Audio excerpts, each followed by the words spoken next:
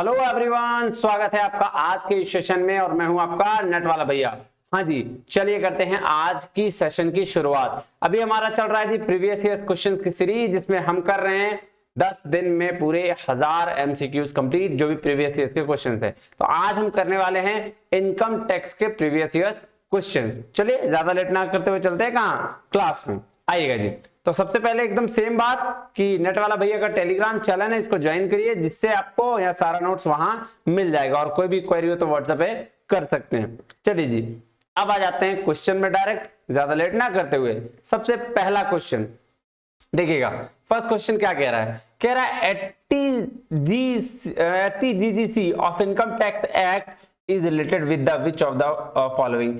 अब बताइए ये किसकी बात कर रहा है? सेक्शन 80 सर ये डिडक्शंस है। डिडक्शन कौन सा सर? 80 का जी का डिडक्शन जो है वो any person to the political parties के लिए होता है। तो सर ये जो दिया हुआ है deduction in respect of the contribution given by the any person to the political parties, कोई भी पॉलिटिकल पार्टीज को अगर कोई भी पर्सन पैसा देता है, कितना भी पैसा देता है, तो उसको पूरा का पूरा डिडक्शन मिल जाता है। उसी तरीके से ये देखिएगा, deduction in respect of contribution given by company, company अगर किसी पॉलिटिकल पार्टीज को देती है तो उसके लिए होता है जीजीबी, है ना, 80 ठीक है। हाँ जी, deduction in respect of rent paid, तो 80 और जी का इसको मिलता है डिडक्शन, और deduction in respect of certain donation to scientific research, तो 80 का ये इसको डिडक्शन मिल जाता है। ठीक है, लेकिन पूछा किसका है यहाँ? 80 तो आपका ऑप्शन हो जाएगा जी सेकेंड नंबर। क्लियर है बात? क्या होगा? Second number. ये देखिएगा, ठीक है जी। चलिए क्वेश्चन नंबर सेकंड में आते हैं।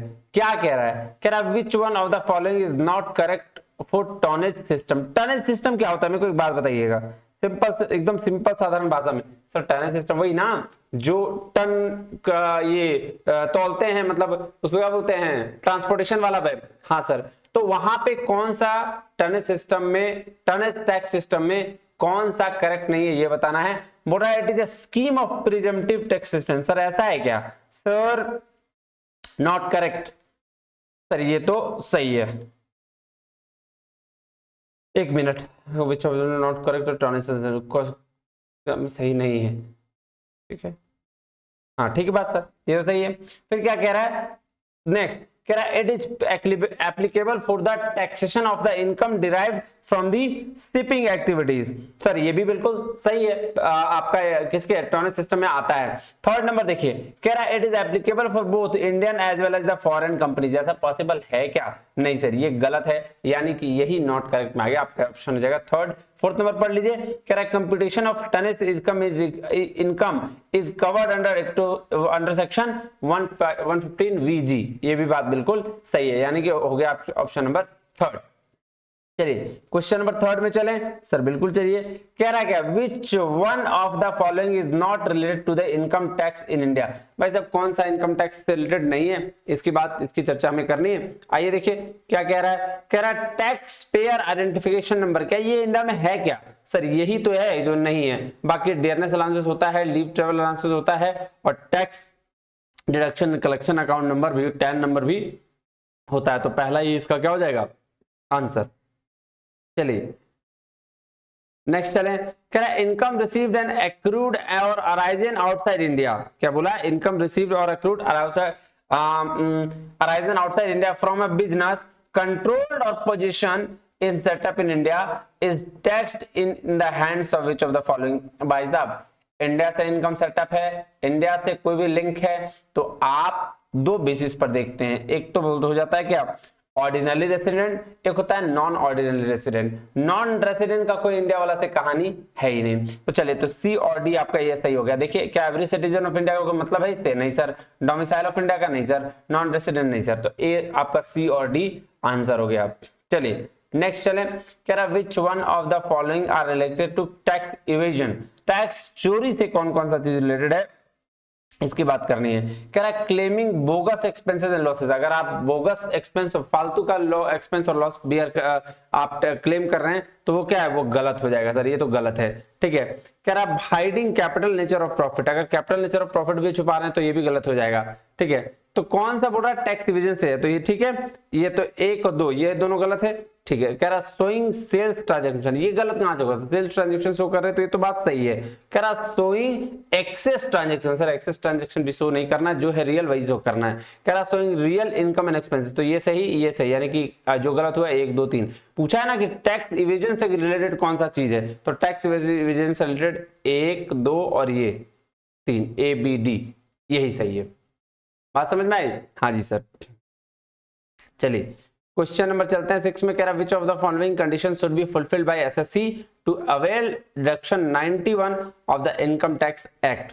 अब देखिए इनकम टैक्स एक्ट को अवेल करने के लिए सर आपका सेक्शन 91 जो है और 90A और 90 ये 3 है, डबल टैक्सेशन अवॉइडेंस एग्रीमेंट का है ये सेक्शन है। आइए उससे रिलेटेड देखते हैं क्या कह रहा है। कह रहा है the assessee is a tax resident in India during the relevant previous years, तो बिल्कुल सही बात है, इसमें गलत क्या है।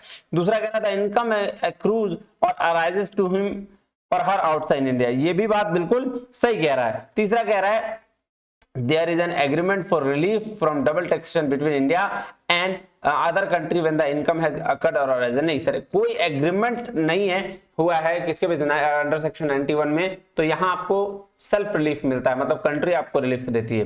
तो चलिए सी का गलत। फिर डी क्या देखते हैं, क्या रहता है SSC has paid tax on his foreign income in the foreign country, ये भी बात बिल्कुल सही है। उसके बाद कह रहा है India does not have any agreement और फॉर रिलीफ और from double taxation with the country, ये बात बिल्कुल सही है। तो आंसर क्या हो जाएगा ए बी डी और ई, यानी कि 3rd नंबर।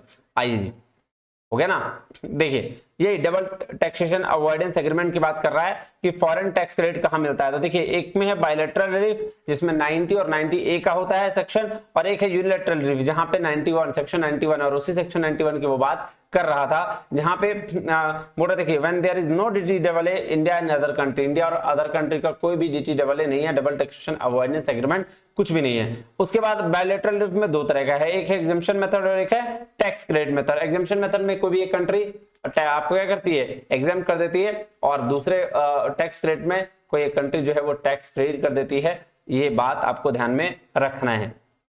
चलिए क्वेश्चन नंबर 7 की ओर चलें सर, बिल्कुल चलिए क्वेश्चन नंबर 7 की ओर। देखिए क्वेश्चन नंबर 7 में क्या दिया हुआ, लिस्ट 1 को लिस्ट 2 से मैच करना है, थोड़ा मैं बड़ा कर देता हूं इसको ज्यादा अच्छा लगेगा। हाँ जी सर। उसके बाद क्या ये बोल रहा है कि मैच करके बता दीजिए कि किसका क्या है, तो ITR 2 सर ITR 2 किसके होता है, ये पहले मैं आपको बात बताइएगा। For individual and HUF not having income from, हाँ ये देखिए ITR 2 इसके लिए कि इंडिविजुअल और HUF के लिए होता है जिसका इनकम PGBP में नहीं है, ये ITR 2 है, ठीक है। ITR 6 कंपनी के लिए होना चाहिए, बिल्कुल सही कंपनी के लिए होगा। ये देखिए for a company other than company claiming exemption, ये वाला। पर ITR 7 सर ITR 7 होना चाहिए आपका for a person including new company who are required to furnish return, ये इसके लिए होगा। और ITR 4 को सुगम बोलते हैं, और सुगम जो है वो प्रिजम्पटिव इनकम का पार्ट है। तो यानी कि A का 4 B का 1 C का 3rd, A का 4 B का 1 C का 3rd, यानी कि 3rd नंबर आपका सॉरी 2nd नंबर आपका आंसर हो गया।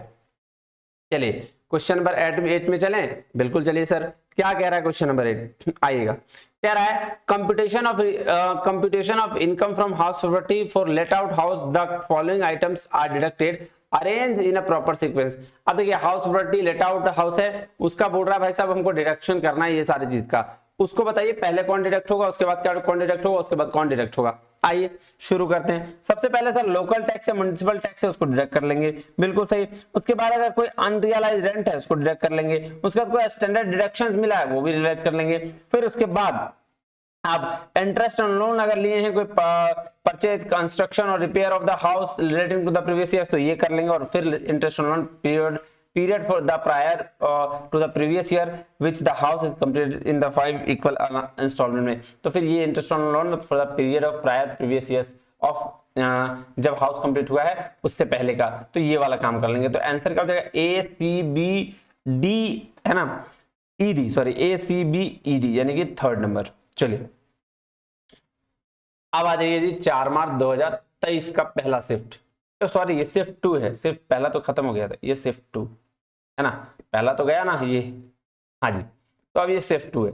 चलिए दूसरा आप देखिए क्वेश्चन नंबर 9 में आइए, कह रहा है प्रोविजंस ऑफ द विवाद से Vishwas act 2020 does not apply in respect of the tax appears to the which of the following. अब विवाद से विश्वास का एक आया था, क्या आपका एक्ट आया था 2020 में, जिसमें बोला गया था डिस्प्यूट और ट्रस्ट के बीच की बात की गई थी, है ना, कि जो भी टैक्स में डिस्प्यूट है उसको आप क्या करिए, किसी तरीके से सॉल्व करिए। उसमें बहुत सारे प्रोविजंस डाले थे, उसी की बात ये कर रहा है। तो कह रहा है, क्या बोल रहा है, कौन सा रिलेटेड है, चारों स्टेटमेंट में कौन सा रिलेटेड है।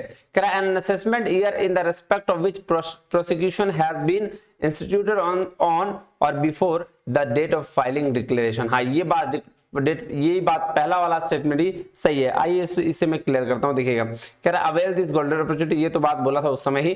तो bridging the dispute trust divide, है ना, डिस्प्यूट और ट्रस्ट को बोला, इसीलिए बोला विवाद से विश्वास स्कीम, इसीलिए इसका नाम पड़ गया। ठीक है, तो ये पहला था। चलिए क्वेश्चन नंबर 10 में चलते हैं। कह रहा है under section 10(10)(b) sorry under section TTB the income tax which of the amount of the benefits is available to senior citizens on account of interest income from deposit which bank और post office और cooperative banks में। तो देखिए एटीटीडीबी कहता है कि भाई साहब इंटरेस्ट जो होगा डिपॉजिट करेंगे तो हम कितना तक का इंटरेस्ट हमको माफ हो जाएगा सर, उसमें 50,000 तक का इंटरेस्ट माफ है सीनियर सिटीजन के लिए, और एटीटीटीए में 10,000 तक का इंटरेस्ट माफ है इंडिविजुअल और इसके लिए जो नॉर्मल पर्सन है उसके लिए। ठीक है, तो ये था एटीटीटीए और टीटीबी। क्यूक्यूए और क्यूक्यूबी भी आगे हम बात करेंगे। तो इसका आंसर क्या, 50,000 हो जाएगा ये वाला। चलिए आइए नेक्स्ट चले। कह रहा है any input tax credit can be utilised against, किसके द्वारा, तो sir self assess tax liability के द्वारा आप क्या कर सकते हैं सर, ये काम कर सकते हैं। चलिए नेक्स्ट चलें, क्वेश्चन नंबर 12। कह रहा penalty for late filing of the income tax return individual under the income tax act 1961 is up to maximum of amount of 10,000, ये 10,000 रुपए तक। अगर आप लेट मतलब टैक्स फाइल नहीं करते हैं और लेट टैक्स फाइल करते हैं तो मैक्सिमम आपको 10,000 तक का फाइन देना पड़ सकता है। तो ये तो बात सही है। चलिए क्वेश्चन नंबर 13 में चलें सर, बिल्कुल चलिए। क्या कह रहा है, कह रहा है revenue expenditure of the central government includes, क्या क्या रेवेन्यू एक्सपेंडिचर होगा सेंट्रल गवर्नमेंट का, तो debt related to the farmers बिल्कुल सही होगा, सब्सिडी ऑफ फर्टिलाइजर्स बिल्कुल सही होगा, ग्रांट टू स्टेट्स, अगर स्टेट को ग्रांट्स मिलेगा तो भी सही होगा, central plan allocation for rural development sir ये बिल्कुल नहीं होगा, central plan allocation for irrigation and flood control बिल्कुल भी नहीं होगा, क्योंकि ये सेंट्रल प्लान अभी आप कर रहे हैं ना, इसे रेवेन्यू एक्सपेंडिचर नहीं माना जाएगा। ठीक है, इसको कैपिटल एक्सपेंडिचर बोल सकते हैं। तो ए बी सी आपका आंसर हो जाएगा। चलिए क्वेश्चन नंबर 14 देखें। कह रहा है expenses that are not deductible under section 58 of the Indian income tax act for the computing of income chargeable under the head of income from other sources. अब देखिए इनकम फ्रॉम अदर सोर्सेज में क्या deductible नहीं होगा, है ना, क्या deductible नहीं होगा उसकी बात की गई है। तो बोला पर्सनल एक्सपेंसेस बिल्कुल इसमें डिडक्ट नहीं कर सकते हम, इंटरेस्ट पेबल आउटसाइड इंडिया क्या फर्क पड़ता है आउटसाइड इंडिया का, वेल्थ टैक्स ये भी नहीं कर सकते हैं, commission for realising dividend income और इंटरेस्ट हाँ ये कर सकते हैं, expenses which are not capital nature like repairs depreciation ये भी कर सकते हैं। तो आंसर क्या हो जाएगा ए बी और सी यानी कि सेकेंड नंबर। चलिए क्वेश्चन नंबर 50 चलें। आइए सर क्वेश्चन नंबर 50 क्या कह रहा है, कह रहा है मैच द लिस्ट 1 को लिस्ट 2 से मैच करना, ये तो बात आपको बहुत अच्छे से पता है। चलिए एटी जीजीसी सर, जीजीसी अभी हमें बताया था कि जीजीसी जो पॉलिटिकल पार्टी का एनी पर्सन के लिए होता है, ये जीजी होता है डायरेक्शन रेंट पेड के लिए, जीजी होता है साइंटिफिक रिसर्च के लिए, और जीजीबी होती है जी पॉलिटिकल पार्टीज का कंपनी का पॉलिटिकल पार्टीज के लिए। तो आप इसका आंसर देख लीजिए, जीजीसी एक का थर्ड सर बहुत जगह पे है, बी का 1 सर बी का 1 भी है, ठीक है, सी का 4 भी है, बी का 1 सी का 4 ये देखिए यहां हो जाएगा, थर्ड नंबर आंसर हो जाएगा। ठीक है, चलिए क्वेश्चन नंबर 16 चलें। कह रहा steps involve in the computation of tax on agriculture income in India are followed with sequence. अब देखिए आपका एग्रीकल्चर इनकम जब आप करते हैं कैलकुलेट तो क्या क्या सीक्वेंस को फॉलो करते हैं इसको ध्यान में रखना है। आइए तो सबसे पहले क्या करेंगे, हम एग्रीकल्चरल और नॉन एग्रीकल्चरल इनकम को कैलकुलेट करेंगे और उस पर टैक्स टोटल इनकम का ये देख लेंगे। उसके बाद क्या करेंगे सर, उसके बाद हम जो है बेसिक एग्जम्पशन लिमिट जो है उसको चेक करेंगे कि क्या मेरा बेसिक एग्जम्पशन लिमिट के बाहर है या अंदर ही आ रहा है। ठीक है, उसके बाद हम फिर चेक करेंगे, कैलकुलेट करेंगे डिफरेंस दोनों कंपटीशंस का कि कितना बेसिक एग्जम्पशन लिमिट में आ रहा है और कितना नहीं आ रहा है, ये कैलकुलेट कर लेंगे। फिर उस बेसिस पर हम क्या करेंगे सर, डिडक्ट कर देंगे रिबेट अंडर सेक्शन 87A का, और फिर ताकि हेल्थ सेस वगैरह इंक्लूड कर देंगे। तो D A E B C यानी कि यही हो जाएगा आपका आंसर 4 नंबर। चलिए क्वेश्चन नंबर 17 कह रहा given below are two statement, दो स्टेटमेंट दिया गया है, कह रहा long term capital loss only be set off against from the long term capital gains. बिल्कुल सही बात बोल रहा है, इसमें कोई गलत बात नहीं है। चलिए दूसरा देखें, कह रहा long term capital gains exceeding 1 lakh are subject to the tax at the rate of 10% with the indexation and the 20% without indexation. क्या बात कर रहे हो, ऐसा कोई रूल तो नहीं है, यानी कि गलत है। तो फर्स्ट करेक्ट, सेकेंड आपका इनकरेक्ट। चलिए अब आ जाइए 2022 का अक्टूबर का पहला शिफ्ट आइएगा जी। कह रहा banks are not required to deduct TDS from the depositors who have submitted declaration in which of the following forms under the income tax rule 1960। Sir ये 15G के तहत। चलिए नेक्स्ट क्वेश्चन नंबर 19 कह रहा residential status of Indian income tax is determine which of the following. Sir Indian जब हम लोग tax जो पे करते हैं वो प्रीवियस ईयर्स में पे करते हैं। कब पे करते हैं जी, प्रीवियस ईयर्स में, है ना। तो ये हो गया आंसर प्रीवियस ईयर्स। चलिए कह रहा है, अब देखिए ये कह रहा है विच one of the following is the net annual value house of the given details. अब नेट एनुअल वैल्यू निकालना है तो ये तो इजी है सर। हम लोग जानते हैं क्या कि म्युनिसिपल वैल्यू और फेयर वैल्यू में जो ज्यादा हाईएस्ट होता है सर उसको देखते हैं, और but not more than standard rate, not more than standard rent, है ना। तो 3,60,000 और 4 लाख में ज्यादा कौन, 4 लाख, और स्टैंडर्ड से ज्यादा नहीं होना चाहिए यानी कि 4 लाख। तो 4 लाख हो गया, और फिर बोला कि जब इसमें से ज्यादा आ गया यानी 4 लाख और एक्चुअल रेंट, है ना, दोनों में से ज्यादा हो यानी कि 4,80,000 रुपया। ये म्युनिसिपल टैक्स का यहाँ कोई रोल नहीं है क्योंकि ड्यू हुआ, पेड नहीं हुआ है, तो आपका 4,80,000 होगा। चलिए क्वेश्चन नंबर 21 में क्या बोल रहा है, क्वेश्चन नंबर 21 देखिएगा, आइए, है ना। ये देखिए कह रहा which one of the following losses are allowed to be carried forward and set off to in the subsequent assessment years. अब देखिए कौन कौन सा लॉस को हम सेट ऑफ कर सकते हैं। तो सबसे पहले हाउस प्रॉपर्टी लॉस सर बिल्कुल कर सकते हैं, बिजनेस लॉस कर सकते हैं, स्पेकुलेशन लॉस कर सकते हैं, कैपिटल लॉस को भी कर सकते हैं, loss on account on owing maintenance sir ये भी कर सकते हैं। अगर लॉटरी पे भी कुछ हुआ है लॉस तो इसको भी क्या हम कर सकते हैं, आगे लॉस को बियर कर सकते हैं। तो आंसर हो जाएगा ABCDE सब का सब, है ना। चलिए क्वेश्चन नंबर 22 में चलते हैं।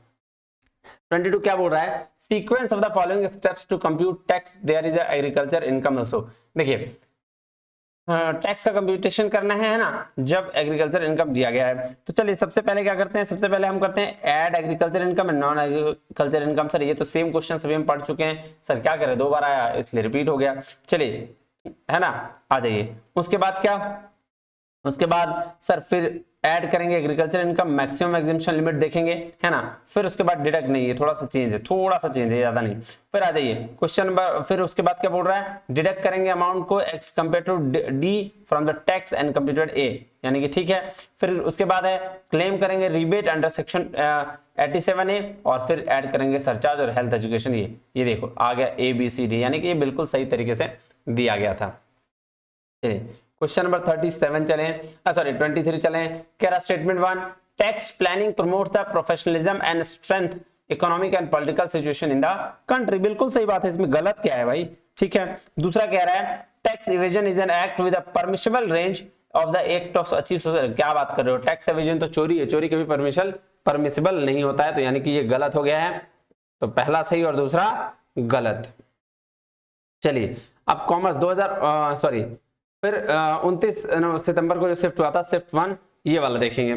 क्या रहा है, ये कब का सर, 2022 का ही, ठीक है। चलिए कह रहा है is entitled to children education allowance 80 rupees per month per child for 3 children and it amounts to 40 per month. It will be exempted to the extent to which of the following under the Indian income tax. अब देखिए Indian income tax में allow किया गया कि भैया कोई भी children है और उसका एजुकेशन अलाउंस 200 रुपया मैक्सिमम मिल सकता है, वो भी सिर्फ 2 चिल्ड्रन के लिए। और इसके पास कितने बच्चे हैं, 3, तो सर इसमें मिलेगा कितना, 2 को। कितना लग रहा है इसका, 80 रुपया। 80 रुपया करके अगर 2 बच्चों को लगेगा तो 160 रुपया पर मंथ के हिसाब से इसको 160 रुपया पर मंथ मिल सकेगा, 240 नहीं मिलेगा। तो आंसर इज 160। चलिए क्वेश्चन नंबर 25। क्वेश्चन नंबर 25 क्या बोल रहा है, if the SSC engaged in the business of growing and manufacturing tea in India, the agriculture income of the cell। अब देखिए मैन्युफैक्चरिंग और ग्रोइंग टी के लिए सर रूल है क्या, 60% आपका हो जाएगा एग्रीकल्चर और 40% हो जाएगा क्या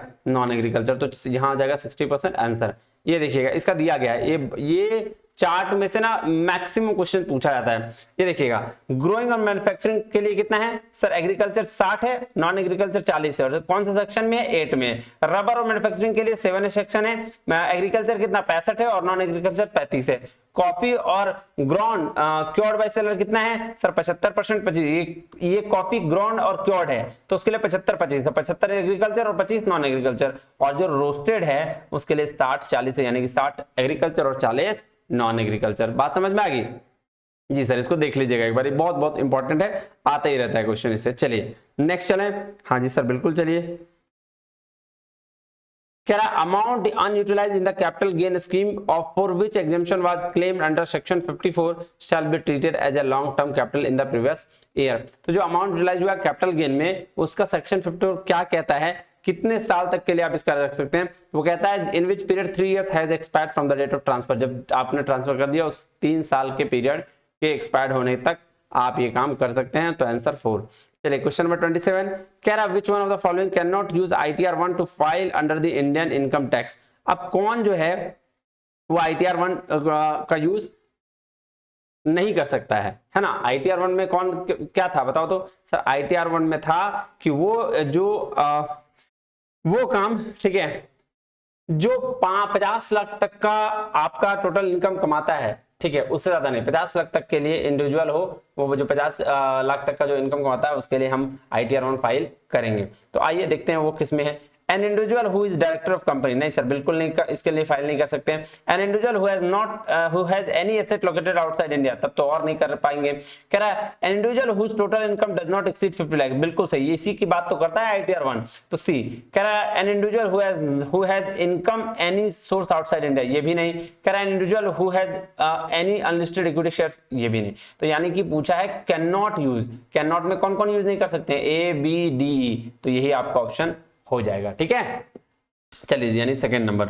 चलिए क्वेश्चन नंबर 28 में आइए सर बिल्कुल आइए, क्या बात कर रहे हैं आप, 28 में क्यों नहीं आइएगा। कह रहा which of the following are included in salary as per the section 17(1) of the income tax act।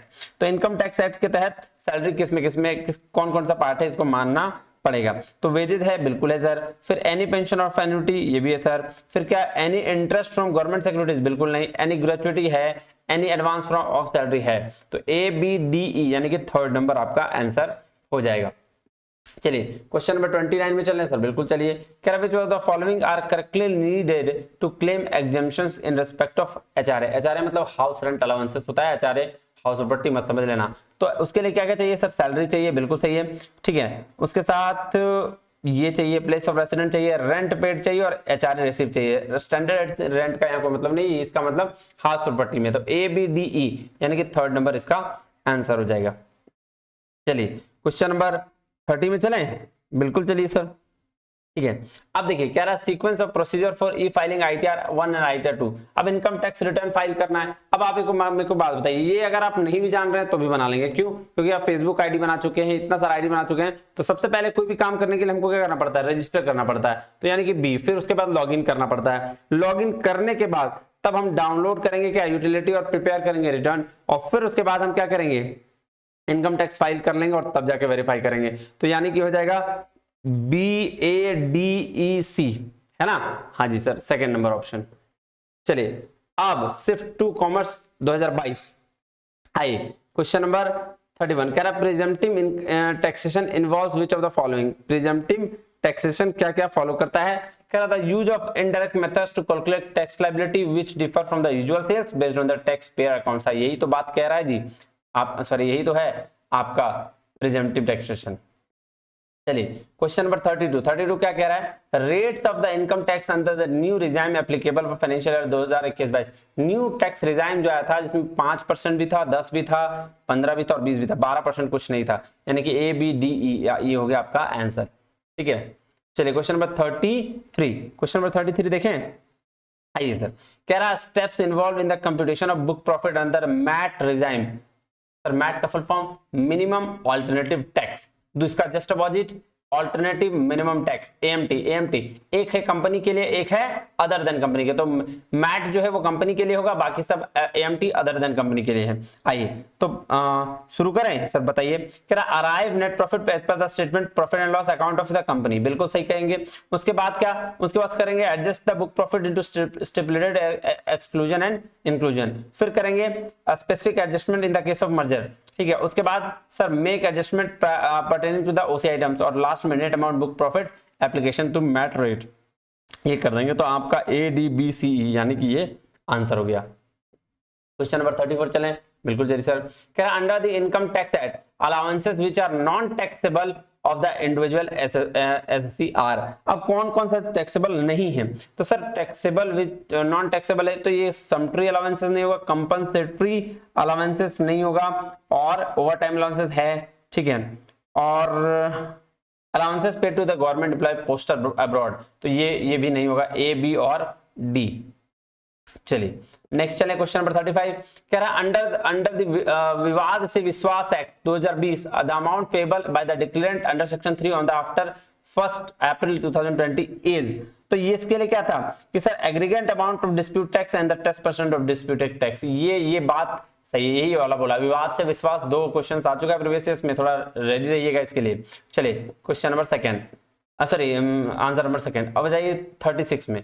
36 क्या कह रहा है सर, 36 बोलता है आर्म लेंथ प्राइस, कह रहा arm length price computation method under 92C of the income tax act 1961 does not include which of the following. भाई साहब किस चीज को इंक्लूड नहीं करता है, तो क्या बात कर रहे हैं, आपका कंपेरेबल कंट्रोल प्राइस है, ट्रांजैक्शन नेट मार्जिन है, रीसेल प्राइस है, स्लम सेल प्राइस मेथड नहीं होता है कुछ।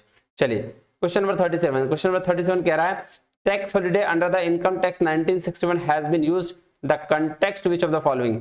तो भाई साहब टैक्स हॉलिडे किसके अंदर लेते हैं, सेक्शन 80IA के अंदर टैक्स हॉलिडे लिया जाता है। अब क्वेश्चन नंबर 38 में चलें। आइए सर क्वेश्चन नंबर 38 क्या कहता है, ध्यान दीजिएगा। कह रहा under income Indian income tax in order to claim deduction of interest on home loan और house property which of the following things need to be taken care of. आप बताइए, बोल रहा है आपका होम लोन लिया अगर हाउस प्रॉपर्टी में, तो इसमें क्या क्या चीज का ध्यान देना चाहिए, तो बोल रहा है the home loan must B use for the purchase construction of the property, बिल्कुल सही बात बोला भाई, इसमें कोई गड़बड़ नहीं है। The loan must be taken और द 1 अप्रैल 2019, ये भी बात बिल्कुल सही बोला भाई। कह रहा the amount of loan must be used in the 10 days of date of loan taken, नहीं बिल्कुल गलत, ये ऐसा कोई बात नहीं कही गई है। उसके बाद है सेक्शन डी। सेक्शन डी क्या कहता है, सेक्शन डी बोल रहा है यार, option D the purchase of construction must be compelled within the 5 year of the date of financial of the sorry from the end of the financial in which loan was taken, 5 साल के अंदर, ये बात आपको कर लेना है, बिल्कुल सही, ये भी बात सही है, ए बी डी। और इसके बाद ये देखिए the rate of interest on loan can not exceed 22%, ऐसा कुछ भी लिखा नहीं गया है, तो ए बी और डी क्या हो जाएगा आंसर आपका फर्स्ट नंबर।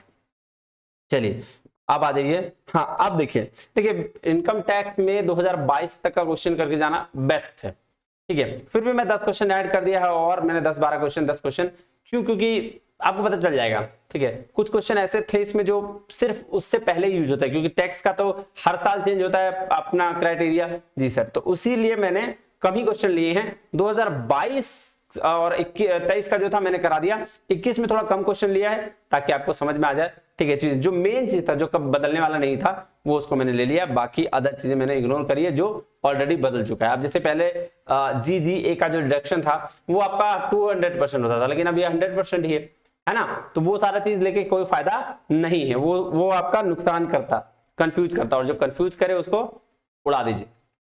चलिए अब देखते हैं, कह रहा है TTA का डिडक्शन क्या था सर बताइए, तो इंटरेस्ट डिपॉजिट का था सर, बिल्कुल सही बात। CCD contribution to public provident या नेशनल था, ये था। ATE एजुकेशन के लिए होगा, हायर एजुकेशन के लिए, और ATE तो जो रेसिडेंशियल हाउस के लिए था। तो A का थर्ड है ना, A का थर्ड, B का 4, A का थर्ड, B का 4, 2 में है, C का 1, ये देख लीजिए पहला नंबर आंसर, ठीक है जी। चलिए क्वेश्चन नंबर 40 में चले। आइए सर, कह रहा है क्या, if the tax liability has been reduced with the legal framework it is tax planning, बिल्कुल सही बात है। कह रहा है the tax liability has been reduced to the get benefit of deduction available under the income tax, it is called tax evasion. क्या बात कर रहे हो सर, ये भी तो टैक्स प्लानिंग की बात कर रहा है, तो ये गलत हो जाएगा, दूसरा सही, यानी पहला सही और दूसरा गलत। ये देख लीजिए, टैक्स प्लानिंग, टैक्स अवॉइडेंस और टैक्स इवेजन। जो रिड्यूस करे tax liability by the following legal and permitted पथ, वो टैक्स प्लानिंग। जो अवॉइडेंस करे मतलब कुछ वीक पॉइंट फॉल्स को, जैसे जो टैक्स अवॉइडेंस होता है ना, वो लॉ के वीक पॉइंट को उठाता है और उसके बेस पर अपना टैक्स लायबिलिटी रिड्यूस कर लेता है, वो टैक्स अवॉइडेंस। और टैक्स इवेजन तो भाई साहब सीधे टैक्स चोरी कर लेना बोलते हैं उसको, है ना, ठीक है। ये विलफुल होता है, टैक्स चोरी विलफुल होता है। ये अपीयर्स टू बी, ये देखिए फ्रेमवर्क में रह के होता है और ये भी फ्रेमवर्क में रह के होता है। तो आपका पहला सही था और दूसरा गलत। आइए अब आ जाते हैं क्वेश्चन नंबर 41 में। क्वेश्चन नंबर 41 क्या कहता है? Section 6(1), sir section 6 subsection 1 leave salary है। सेक्शन 10AA, एक मिनट, लीव सैलरी नहीं, लीव सैलरी नहीं, सेक्शन C1 रेसिडेंट होना चाहिए। सेक्शन आपका ये हो जाएगा लीव सैलरी, और ये हो जाएगा एग्रीकल्चर, और 10(5) जो है वो हो जाएगा लीव ट्रेवल कॉन्सेशन। तो आपका A का 3rd, B का 4 है ना, A का 3rd, B का 4, C का 1, ये हो जाएगा। ठीक है जी। आइए चलिए क्वेश्चन नंबर 42 चलें। देखिए कह रहा है TDS of 2 following correct about TDS certificate, कौन सा दो जो है वो लिखा हुआ सही है? तो TDS ऑन सैलरी 16 बिल्कुल सही है, और TDS on non payment of salary ये 16 है, ये सही है। TDS ऑन रेंट क्या बात करो, ये 16C है, और ये TDS ऑन सेल प्रॉपर्टी ये 16B है, ऑपोजिट लिखा हुआ है। तो A और B क्या हो गया? सही हो गया, बाकी दोनों गलत है। चलिए क्वेश्चन नंबर 43 कह रहा है if the interest is payable outside India tax must be deducted at source. क्या बोल रहा है कि अगर आपका इंटरेस्ट पेबल आउटसाइड इंडिया है तो टैक्स TDS कटना चाहिए, बिल्कुल सही है। कह रहा है if tax has not been deducted at source the amount paid as interest will not be allowed at the deduction in the computing business income. ये भी बात बिल्कुल सही कह रहा है। तो A और R करेक्ट, R क्या है? सही एक्सप्लेनेशन है A का। चलिए As per the income tax 1961, the assessment year 2019-20 यानी 2019-20 डिडक्शन अंडर सेक्शन 80 QQB आ गया। मैंने बोला था QQA और B की बात करेंगे। QQB for the author of book the literacy artistics and scientific nature is allowed up to, sir 3 lakh रुपए तक की बात होती है। QQA में भी और B में भी। एक का है कॉपीराइट, QQA कॉपीराइट, और इसमें है पेटेंट, ठीक है ना, तो ये 3 लाख रुपए तक है। चलिए क्वेश्चन नंबर 45 कह रहा which of the following are necessary document to file income tax return for employed person. तो सब क्या के लिए आपका जरूरी डॉक्यूमेंट है आईटीआर फाइल करने के लिए? सर आधार कार्ड है सर पैन कार्ड और फॉर्म 16, ये तीनों का तीनों है, ऑल ऑफ दी अबव। चलिए ये हो गया खत्म। लीजिए जी, तो आपका इनकम टैक्स का क्वेश्चन ऐसा ही आता है। देखो मैं एक बात बताऊं, हर साल 8-9 क्वेश्चन आते हैं जो आपके फ्री के क्वेश्चन है। अगर आप एक बार उसको रिवीजन करके पढ़ के चले जाओगे ना, क्वेश्चन डायरेक्ट पूछता है इससे, ठीक है। इसलिए सब छोड़ सकते हो, अगर सब नहीं, एक आध यूनिट दूसरा छोड़ सकते हो, लेकिन इनकम टैक्स मत छोड़ना बच्चा। हमेशा इससे क्वेश्चंस पूछे जाते हैं और डायरेक्ट होते हैं, तो इससे मजेदार चीज हो नहीं सकता, ठीक है। चलिए मिलते हैं अगले वीडियो में, तब तक के लिए बहुत बहुत धन्यवाद। Thank you very much. जय हिंद।